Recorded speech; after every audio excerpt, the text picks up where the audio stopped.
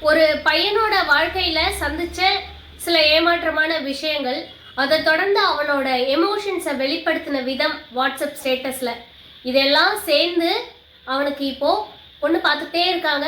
திருமண தடைன்றது நீடிச்சுக்கிட்டே இருக்கு. அப்படி என்னதான் ஆச்சு டீட்டெயிலாக சொல்றேன்.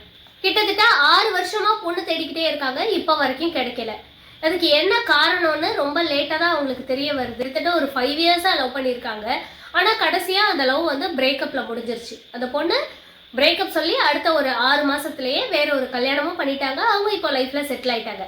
ஆனால் இந்த பையன் அந்த பிரேக்கப், அந்த ஃபெயிலியர், அந்த எமோஷன்ஸை சந்திக்கும் போது என்ன பண்ணியிருக்காங்கன்னா, தினம் தினம் வாட்ஸ்அப்பில் நிறைய ஸ்டேட்டஸ், லவ் ஃபெயிலியர் சாங்ஸாக இருக்கட்டும், லவ் ஃபெயிலியர் மென்ஷன் பண்ணுற மாதிரி டைலாகு, அது இதுன்னு நிறைய வச்சுட்டே இருந்திருக்காங்க.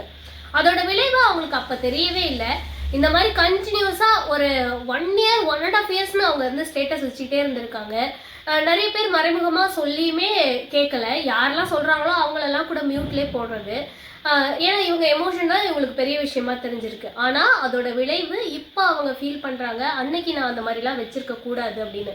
அது என்ன ஆயிடுச்சுன்னா, எல்லாரும் பார்க்குறவங்க ஒரே மாதிரி எடுத்துக்கிறது இல்லை. அதையும் தாண்டி நிறைய பேர் அதை பார்த்துட்டு அதுக்கு மேலே இன்னும் கொஞ்சம் எக்ஸ்ட்ரா பிட்டு போடுற மாதிரி அவங்களா இது அதுன்னு கிரியேட் பண்ணிக்கிறது.